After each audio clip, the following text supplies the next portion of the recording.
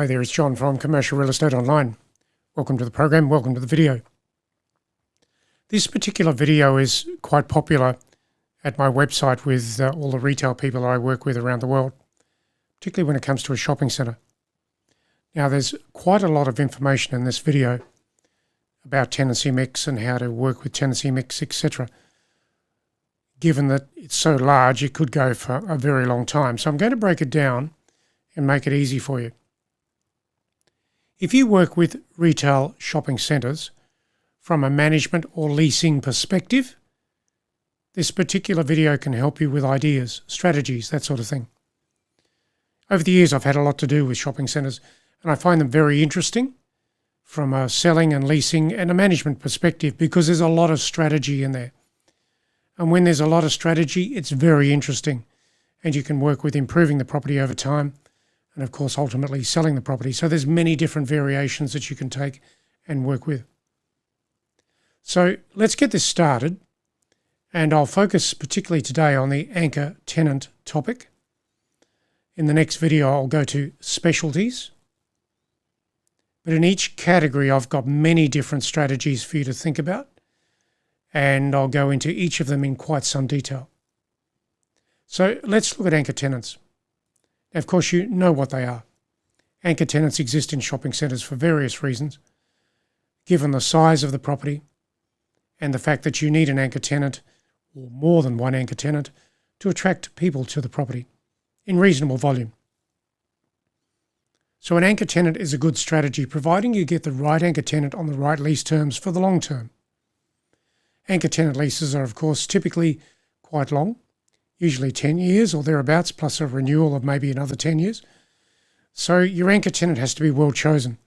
They have to be able to match themselves to the community, match themselves to the property, and also the other tenants within the property need to match themselves to the drawing capability of the anchor tenants. So let's have a look at the anchor tenants here and see how you can use these categories. So let's say you have a vacancy in a property and you need to do something with that. Anchor tenants. I've got an article here that you can look at and print off. This is anchor tenant leasing strategies in retail shopping centres. There's quite a lot of things there for you to go through and work with, and many different categories to consider. So check that out. There's the particular article at the website. The website for us is commercial-realestate-training.com, and this is the article. Search that out at the website. So now let's go further. Anchor tenants. Of course, you can have supermarkets, and that's a good class of anchor tenant because there's a lot of drawing capacity in a supermarket, and you might have 2 or 3 supermarkets in a shopping centre depending on how big it is. For example, in one of my supermarkets in one of my retail shopping centres that I had something to do with a number of years ago, I had 4 supermarkets and 300 specialties. So, so supermarkets are a very good thing, depending on the fact that you can balance it into the overall tenancy mix and make it work, given the location of the anchor tenant.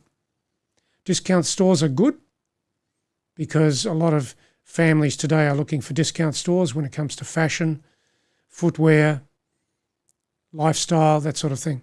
So they both work together. Department stores are not so good because they are traditionally out of the 80s and 90s, and department stores are now downscaling the size of occupancy. And that's simply because people really don't go to department stores very often. They would rather shop online.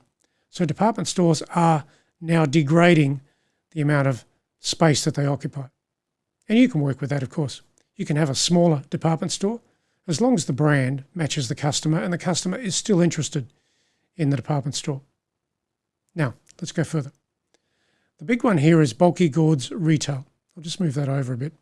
Bulky goods retail.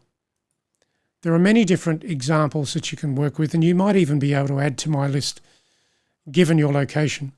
But here's a good list to get started with. Electrical, gardening, hardware, fitness, I'll come back to that in a moment, office supplies, pet supplies, clothing, camping and fishing, 2 different things, of course, computing, music supplies, furniture, lifestyle and outdoor, homewares, fashion discounted.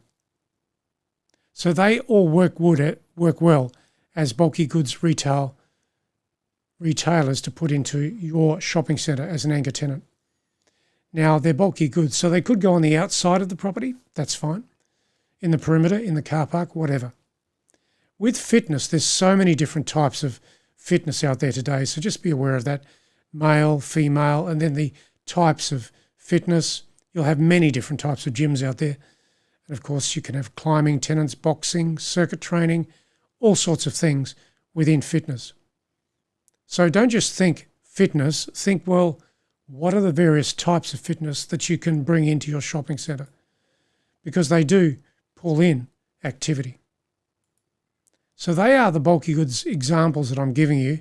I'd like you to think about any others that you can add to it based on your location and also your particular preferred shopping centre activity. Now, brands, we all know about brands.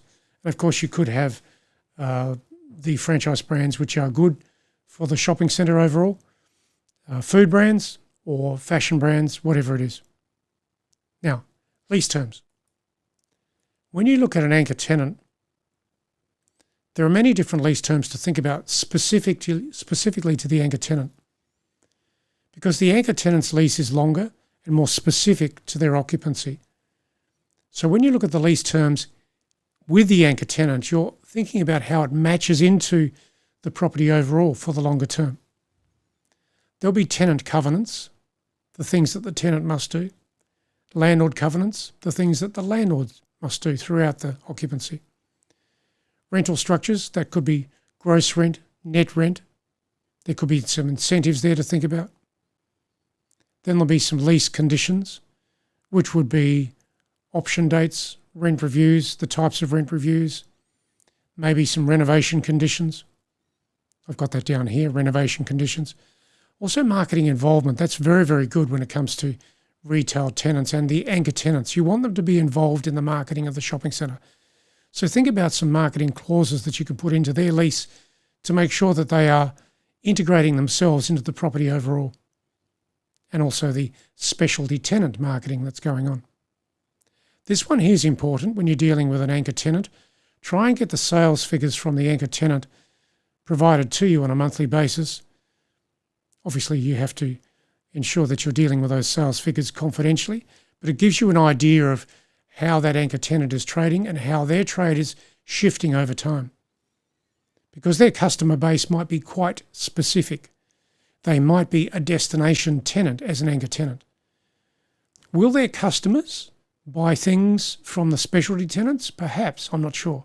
But you've got to think about that. And when you know what the sales figures are doing for the anchor tenants, and there's many different types here, of course, when you understand what the sales figures are doing, you can then understand whether that has any impact at all on the specialty tenants. So, I've mentioned quite a lot of things there for you to think about.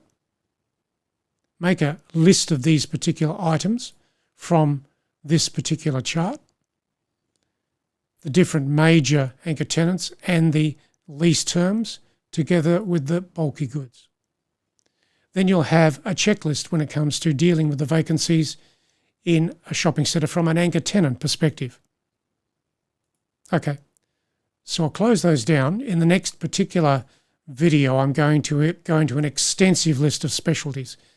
There's many dozens of specialties in here that you can work with. And that will take me quite some time to go through, so I'm not going to open it up today. I'll open it up in the next video. Thanks for listening. Don't forget to visit the website at commercial-realestate-training.com, and you can check out this particular article as well at the website to help you with your tuning activities of the tenancy mix. And there's different items there for you to think about. Desirable tenancy mix, diversity, best locations, flexible lease terms and conditions. It all works, and it's all there at the website for you. So make sure that you are using this resource, this chart, and also the articles that I'm recommending to you, because they are quite special and they apply to this particular model, which can help you manage and lease a retail shopping centre more successfully. That's it for now. I'll catch you in the next video, which is all about specialty tenants. Thanks for listening.